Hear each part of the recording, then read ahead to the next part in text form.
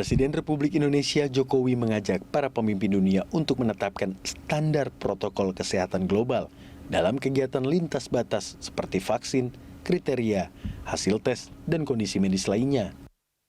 Hal ini bertujuan dalam rangka mengatasi pandemi COVID-19 dengan cepat, adil, dan merata. Jokowi juga mengatakan harus ada penyelesaian masalah dengan langkah-langkah yang konkret. Di masa depan, harus ada penataan ulang arsitektur keamanan kesehatan secara global. Banyak hal yang harus kita lakukan bersama-sama. Pertama, kita harus memberikan harapan bahwa pandemi COVID-19 akan bisa tertangani dengan cepat, adil, dan merata. Di masa depan, kita harus menata ulang arsitektur ketahanan kesehatan global, Global Health Security System. Diperlukan standarisasi protokol kesehatan global dalam hal aktivitas lintas batas negara. Misalnya, perihal kriteria vaksinasi, hasil tes, maupun status kesehatan lainnya. Pada kesempatan yang sama, Presiden Jokowi menyampaikan Indonesia akan menjadi tuan rumah G20 tahun 2022 dengan tema Recover Together, Recover Stronger.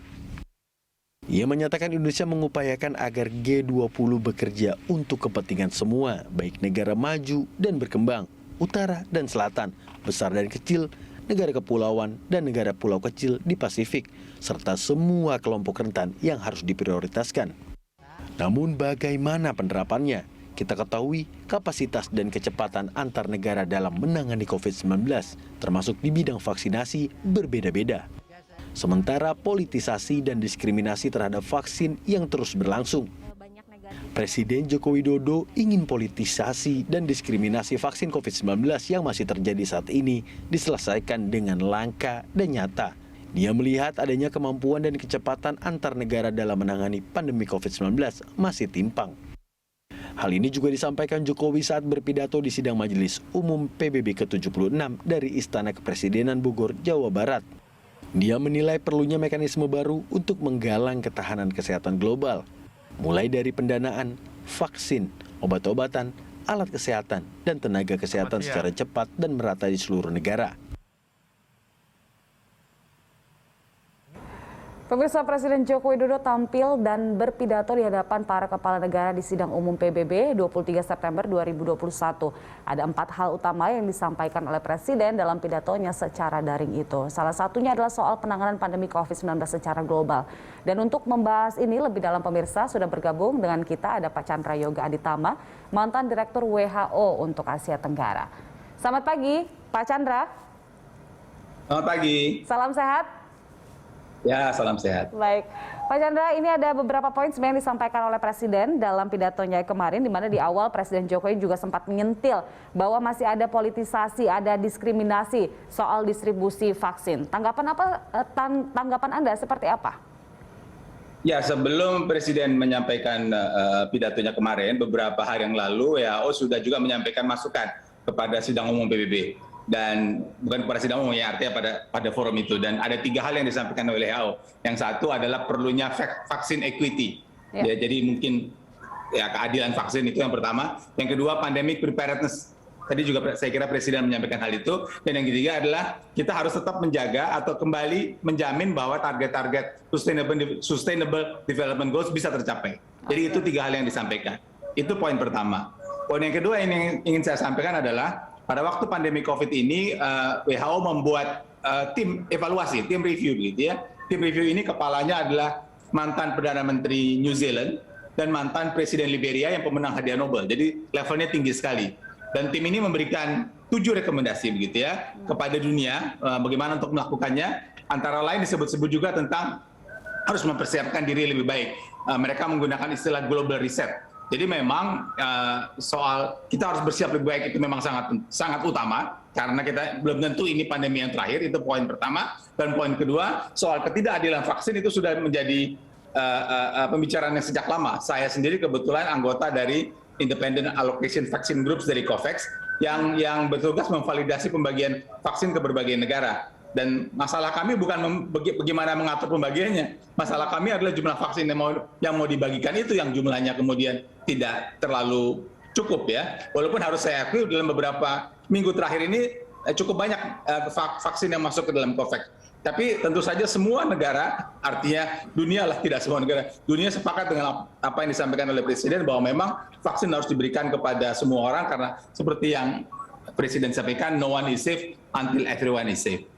Oke, jadi masalahnya bukan distribusi, tapi lebih ke masalah stok. Tapi sebenarnya untuk distribusi ke Indonesia sendiri, menurut Anda sejauh ini memang sudah cukup baik kah atau seperti apa, Pak Chandra? Oke, yang saya bicarakan distribusi kalau dari kacamata COVAX, saya kan tentu distribusi dari COVAX ke berbagai negara di dunia, bukan distribusi dari ibu kota negara ke negaranya. Itu poin pertama. Poin kedua, kalau cerita masalah di dalam negeri, bagaimana tentang vaksinasi supaya berjalan dengan lebih baik, saya usul ada 5 hal. Nomor 1, jaminan distribusi yang barusan tadi Anda sampaikan. Jaminan distribusi dari pusat vaksin itu diterima ke berbagai tempat di seluruh Indonesia, gitu ya. Termasuk rantai dinginnya, termasuk gudang farmasi di provinsi, gudang farmasi di kabupaten, gitu ya. Dan sebenarnya kita sudah punya sistem, karena ini kan bukan vaksin yang pertama. Kita sudah punya vaksin buat anak sejak puluhan tahun yang lalu, jadi sistem itu bisa digunakan. Itu nomor 1. Nah, tapi memang sebelum distribusi memang harus ada dulu vaksinnya, kan begitu kan? Karena Indonesia belum memproduksi vaksin sendiri, maka harus ada upaya diplomasi keras untuk vaksin itu bisa tersedia dari berbagai sumber yang ada. Jadi distribusi nomor 1, ketersediaan vaksin nomor 2, dan yang ketiga adalah vaksinator. Jumlah vaksinator harus cukup tersedia. Dan sebenarnya kita juga tidak terlalu ada masalah karena sekali lagi vaksin ini sudah kita berikan sejak lama. Jadi jumlah vaksin memang sudah tersedia di jumlah vaksinator maksud saya sudah tersedia di berbagai tempat. Yang keempat adalah bagaimana kemudahan masyarakat gitu ya. Saya setuju saja kalau vaksinasi dilakukan di stadion atau di ruang pertemuan sehingga puluhan orang atau ratusan orang datang begitu ya, kan sehari bisa banyak orang. Tapi kan itu membuat orang harus menunggu dan mungkin jauh dari rumahnya. Jadi usul konkret saya adalah kenapa vaksin COVID tidak diberikan seperti vaksin yang lain? Diberikan di semua puskesmas dan rumah sakit yang ada di Indonesia. Jumlahnya mungkin lebih dari 10.000 sehingga orang muda dari rumah bisa dekat ke rumahnya atau dari studio misalnya ada wartawan yang belum bisa vaksinasi ke dekat kantornya begitu. Itu jauh lebih mudah. Itu hal keempat. Hal yang kelima memang kita harus terus tingkatkan cakupan ini. Sekarang baru 20 sekian %, apalagi manula juga masih lansia juga masih rendah. Ini harus terus ditingkatkan. Nanti kalau cakupannya makin banyak, kita harus hadapi 2 poin. Sekarang sih belum barangkali, tapi nanti ada 2 poin. Satu yang namanya hard to reach population, orang yang tinggal di pulau terpencil, di atas gunung dan sebagainya. Dan yang kedua yang namanya vaksin hesitancy, orang yang karena berbagai alasan tidak mau divaksin. Tapi sekarang sih orang masih semangat untuk vaksin. Jadi dimanfaatkan aja semangat orang ini supaya cakupan vaksin bisa lebih besar. Target dunia kan 40% di akhir tahun ini. Oke, Anda sendiri yang dari COVAX langsung mengetahui bagaimana distribusi dari COVAX ke berbagai negara untuk vaksin ini. Nah, jika dibandingkan negara-negara lain, Indonesia ada di posisi mana, di level mana nih Pak Chandra? Ya, ini selalu pertanyaan yang muncul baik untuk membagi vaksin maupun untuk penanganan pandemi, apakah 3M cukup ketat atau tidak begitu ya. Jujur aja tidak terlalu fair juga membandingkan satu negara dengan negara lain karena masing-masing punya challenge masing-masing begitu ya. Jadi saya sih lebih suka untuk mengatakan bahwa semua negara punya challenge dan saya kok percaya semua negara berupaya keras, tapi ada banyak yang masih bisa dilakukan agar upaya itu bisa lebih keras dilakukan. Secara umum sih kalau bicara secara umum ya, Indonesia dan banyak negara tuh mendistribusikan dengan cukup memadai begitu karena ada banyak negara yang katakanlah sistem kesehatan dan ekonominya lebih rendah dari kita, maka itu lebih sulit lagi distribusinya. Sebagian tidak bisa mengkonsumsi vaksin dari COVAX dengan baik. Sebagian besar bisa, tapi ada sebagian kecil yang memang ada hambatan di sana. Terutama juga kalau daerahnya ada perang dan sebagainya. Tapi dari pidato Presiden kemarin, apakah memang juga menyoroti semacam ada ketimpangan begitu antar negara dalam menerima vaksin menurut Anda, Pak Chandra? Justru itu masalahnya bukan ketimpangan antar negara menerima vaksin, tapi negara-negara yang punya vaksin, maksudnya yang memproduksi vaksin, mereka memprioritaskan dirinya sendiri dulu. Padahal kita maunya diberikan kepada semua negara supaya semua negara itu jumlah yang cakup vaksinnya makin lama makin naik. Tapi kalau orang memakai buat dirinya sendiri dulu, maka tentu saja yang diberikan ke negara lain itu jadi sedikit, gitu ya. Tapi kita lihat satu fenomena yang agak baik katakanlah begitu ya. Berbagai negara maju itu sekarang jumlah cakupan vaksinasinya sudah tinggi di negaranya. Karena itu mereka mulai memberikan vaksinnya kepada COVAX atau kepada negara-negara lain. Saya ambil contoh yang kedua yang bukan negara maju tapi produsen vaksin, India. India itu tadinya membagikan vaksin ke berbagai negara di sekitarnya, juga memberikan ke COVAX. Tiba-tiba jumlah kasusnya naik dari 10.000 jadi 400.000. Begitu kasusnya naik, maka vaksin dia pakai sendiri. Tapi beberapa hari, kasusnya sekarang sudah sangat turun. Beberapa hari yang lalu Menteri Kesehatan India mengatakan, kasus kita sudah terkendali, kami akan bagikan kembali vaksin kami sebagian ke negara-negara lain. Jadi karena itulah saya kira beberapa alasan itu membuat dalam minggu-minggu terakhir ini tren di COVAX dan juga saya yakin tren dunia itu relatif lebih mudah mendapatkan vaksin ketimbang katakanlah 2-3 bulan yang lalu di mana semua sedang menggunakan vaksinnya untuk dirinya sendiri. Baik. Pak Chandra, juga di pidato itu ada istilah kita harus menata ulang bagaimana arsitektur keamanan kesehatan global. Nah, dari kacamata Anda sendiri, ini artinya apa sih? Itu yang saya tadi sebutkan. Jadi begini ya, sebelum pandemi COVID ini, ada pandemi namanya H1N1 2009, influenza H1N1. Dan menurut aturan, WHO itu harus membuat tim untuk menilai, mengevaluasi pandemi itu. Waktu itu saya masih kerja di Kementerian Kesehatan Indonesia, saya diminta salah satu tim untuk mengevaluasi pandemi H1N1 2009. Kesimpulan kami mengatakan bahwa dunia tidak siap berhadapan dengan pandemi. Kesimpulan itu tahun 2011. Kemudian dilakukan berbagai persiapan, ketemu pandemi COVID, dibuat lagi tim, dan timnya pada tahun 2021 mengatakan dunia tidak siap menghadapi pandemi. Sudah 10 tahun statementnya sama, dunia tidak siap menghadapi pandemi. Nah, tim yang sekarang seperti tadi saya sampaikan kan pimpinannya orang berpengaruh di dunia begitu ya, dan tim ini menyampaikan statement yang mengatakan harus ada global reset. Jadi itulah yang kemudian disampaikan juga oleh Presiden, kita mesti atur ulang ini. Kalau masih begini-begini juga, 10 tahun tetap sama-sama juga. Mudah-mudahan tidak, tapi kalau 10 tahun lagi nanti ada lagi, kita akan sama-sama juga. Memang harus ada global reset, itu kata panel independennya WHO, itu menata ulang, kata Bapak Presiden. Jadi saya kira semua sudah sejalan. Bukan hanya itu, pada waktu pertemuan Menteri Kesehatan sedunia, World Health Assembly, mereka sudah membicarakan tentang kemungkinan pandemic framework convention. Jadi aturan mengenai pandemi yang perlu disepakati oleh seluruh negara di dunia. Dan itu diharapkan selesai sebelum akhir tahun ini. Tapi kalau memang sudah ada semacam antisipasi untuk menyiapkan tim, bahkan 10 tahun sebelumnya, bisa mengurangi membludaknya pandemi itu berapa persen sih Pak Chandra?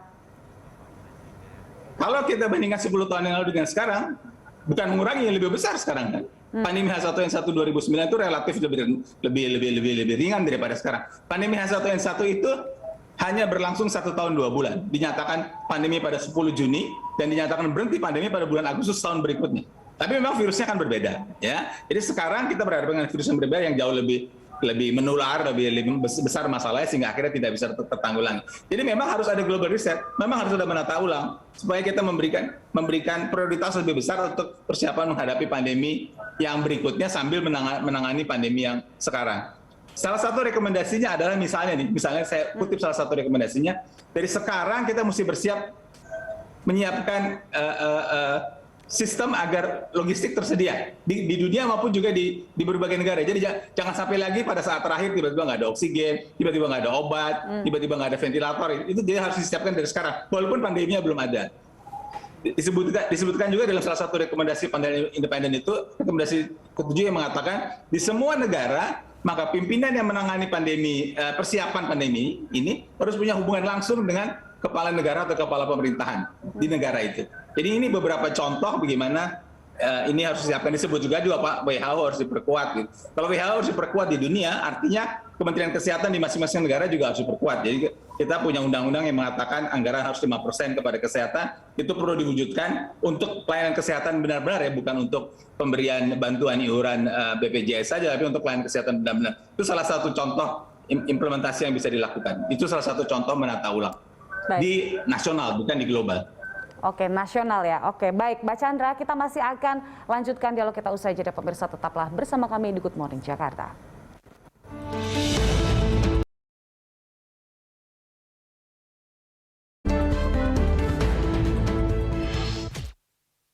Terima kasih Anda masih bersama kami, pemirsa. Kita lanjutkan dialog kita masih bersama dengan Pak Chandra. Pak Chandra, jika memang PBB harus mengubah bagaimana pola penanganan COVID-19 di dunia, menurut Anda yang paling efektif apa? Seperti apa? Yang pertama tentu bukan PBB ya, barangkali Badan PBB WHO itu yang bertanggung jawab untuk kesehatan di dunia ini. Nah, yang kedua, kalau bertanya seperti apa, maka kuncinya nomor satu adalah pandemic preparedness namanya. Jadi persiapan itu yang harus dilakukan sejak awal. Persiapan itu harus menjadi bagian dari katakanlah kehidupan sehari-hari agar setiap saat orang siap kalau ada pandemi begitu. Saya ambil contoh yang membumi sedikit begitu.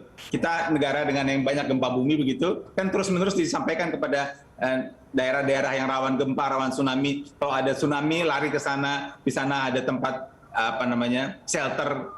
Kalau ada gempa pergi ke sana, kalau ada air mulai naik di pinggir pantai naik ke sana. Itu kan upaya-upaya yang dilakukan selalu untuk waspada terhadap kemungkinan tsunami atau gempa yang sudah kita lakukan di Indonesia. Hal seperti itulah kira-kira, tentu tidak persis seperti itu. Hal seperti itulah pandemic preparedness itu yang penting harus dilakukan menjadi prioritas. Karena itulah pandemic preparedness ini menjadi saya kira 3 atau 4 dari 7 rekomendasi yang dilakukan independent panel itu. Nomor 1, pandemic preparedness harus ada. Nomor 2, harus tersedia anggaran yang cukup untuk melakukan pandemic preparedness ini. Tentu saja pandemic preparedness dan respons nantinya kalau diperlukan ya. Dan yang ketiga, harus ada yang tadi sudah saya sampaikan, kesiapan bahan-bahan, obat, alat, dan sistem begitu, supaya kalau nanti ada pandemi bisa dilakukan. Jadi nomor 1 adalah pandemic preparedness. Nomor 2 tentu saja respons. Apa respons yang harus dilakukan? Karena independent panel itu mengatakan bahwa respons yang dibuat dunia, saya nggak bicara Indonesia nih, dibuat dunia sekarang ini terlambat ya. Pernyataan pandemi juga dinyatakan terlambat dan sebagainya. Itu yang kedua. Dan yang ketiga tentu saja sumber daya manusia, karena ini yang paling penting. Ada alat bagaimana juga kalau sumber daya manusia tidak siap, maka itu tidak akan berhasil dengan baik. Dan yang kelima, bagaimana keterlibatan masyarakat, bagaimana kita semua anggota masyarakat tahu bahwa ini situasi pandemi dan sebagainya. Dan saya kira salah satu katakanlah yang bisa kita ambil hikmah dari pandemi sekarang ini, itu orang jadi peduli pada kesehatannya. Semua orang rajin menjaga kesehatannya, semua orang mau mencuci tangan, semua orang berpikir kalau saya sakit sedikit bagaimana. Itu sebenarnya salah satu katakanlah hikmah yang bisa diambil dari pandemi yang berat seperti ini. Jadi orang memang harus memberikan prioritas penting pada kesehatannya. Kan kalau kata saya gunakan bahasa Inggris, kata bijak bahasa Inggris mengatakan health is not everything, but without health everything is nothing. Ini cerita sudah lama kata bijak itu disampaikan sejak dulu. Tapi sekarang dengan pandemi terbukti kan bagaimana kesehatan bisa mempengaruhi semua aspek kehidupan, sehingga katakanlah semua kita sistem kehidupan jadi berubah karena ada pandemi COVID-19 ini. Oke, without health is nothing. Tapi isu saat ini kan sebenarnya bukan masalah kesehatan juga. Kita dilanda isu krisis secara ekonomi begitu. Nah, mungkin nggak WHO itu memberikan juga strategi yang bisa di-adjust untuk juga kepentingan ekonomi dunia saat ini menurut Anda? Ya, sekali lagi tentu saja nomor 1 saya tidak bisa mewakili WHO karena saya sudah pensiun dari WHO. Itu satu. Nomor 2, saya kira Presiden sudah menyampaikan dengan jelas juga bahwa kita mesti mengatasi aspek kesehatan, tapi kita mesti mengatasi dampak ekonomi juga. Dan saya kira statement Presiden mengatakan bahwa ekonomi tidak akan beres sebelum masalah pandemi ini selesai. Itu bukan selesai. Ekonomi tidak akan beres kalau masalah pandemi tidak teratasi dengan baik. Kira-kira seperti itu. Saya lupa kalimat terusnya. Yang ketiga, kalau dari kacamata WHO memang ada yang disebut sebagai PHSM, Public Health and Social Measure. Di mana Public Health and Social Measure ini mencoba menyeimbangkan bagaimana situasi dampak COVID-19 ini di lapangan dan apa yang bisa kita lakukan. Karena itulah ada, kalau Indonesia kan menggunakan istilah PPKM 1, 2, 3, 4. PPKM itu atau di WHO menggunakan istilah Public Health and Social Measure itu menggabungkan 2 hal. Satu, community transmission, penularan di masyarakat, dan yang kedua, respons. Jadi memang harus digabungkan antara community transmission dan respons, baru keluarlah angka apakah 1 atau 2 atau 3 atau 4. Kalau 4 situasi sedang gawat-gawatnya gitu, kalau 3 membaik. Dan karena itu kalau turun dari 4 ke 3, 3 ke 2, maka bisa dilakukan pelonggaran. Hanya saja pesannya adalah pelonggaran itu ada 3. Satu, pelonggaran itu harus dilakukan secara bertahap dan hati-hati. Itu satu. Yang kedua, sambil pelonggaran dilakukan, surveillance, monitoring terus dilakukan dengan sangat ketat, begitu. Itu yang kedua. Dan yang ketiga, kalau dalam monitoring itu ternyata ada sesuatu yang mengarah ke perburukan, maka pengetatan ini harus balik lagi ke sini, begitu. Jadi 3 hal itu yang perlu dilakukan agar sosial ekonomi tetap jalan, pandemi bisa juga dikendalikan, semuanya bisa berjalan dengan sangat ketat. Memang bukan hal yang mudah, sesuatu yang rumit, tapi itu yang harus kita hadapi saat ini. Baik, itu dia beberapa strategi ya. Untuk pandemi kita nggak tahu sampai kapan, tapi setidaknya bisa tertangani, tapi sosial ekonomi juga bisa kita hadapi. Terima kasih Pak Chandra untuk informasinya dan telah bergabung bersama kami pada pagi hari ini. Selamat pagi Pak Chandra. Dan Terima kasih, selamat pagi. pemirsa, itu dia dialog kita. Kami masih akan kembali dengan informasi lainnya usai jeda.